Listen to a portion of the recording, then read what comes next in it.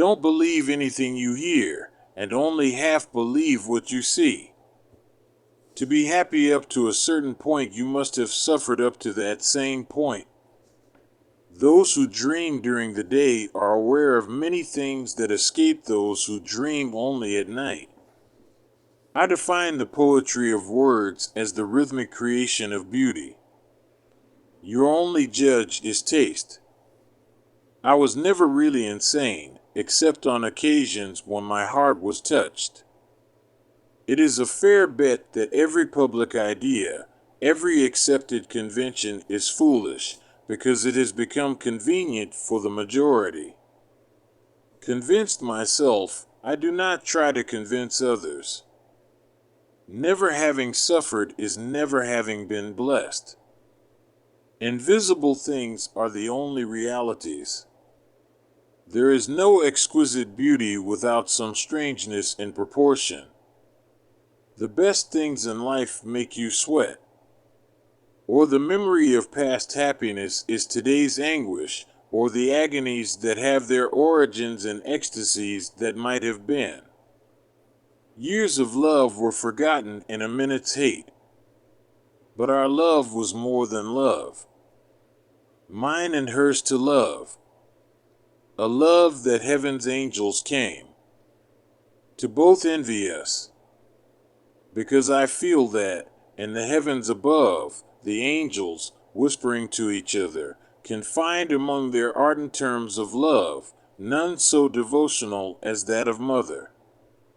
I was not what others were. I didn't see what others saw.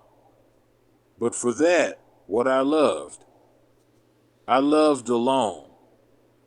There are chords in the hearts of the most reckless that cannot be played without emotion. Only I loved the love of my mistakes.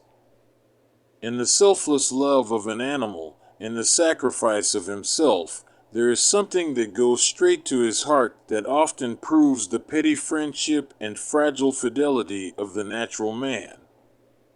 I would, in short, define the poetry of words as the rhythmic creation of beauty. Everything we see or look like.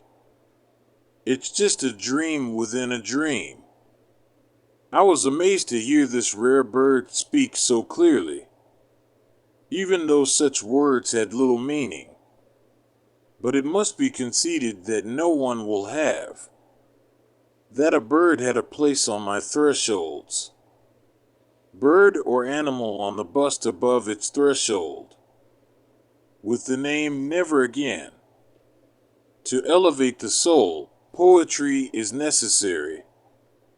And the angels, less happy in heaven, still envying us. Yes, that was the reason, as you all know. In this kingdom by the sea, that the wind came out of the cloud at night, freezing and killing the one I knew how to love. Every poem must remind the reader that they are going to die. What you mistake for madness is just an excess of sharpness of the senses. The death of a beautiful woman is unquestionably the most poetic theme in the world. To die of laughter must be the most glorious of all glorious deaths. No man who has lived knows more about the afterlife than you or I. Every religion simply developed out of fear, greed, imagination, and poetry. Sleep, those little slices of death, how I hate them. The boundaries that divide life from death are, at best, bleak and vague. Who will say where one ends and the other begins?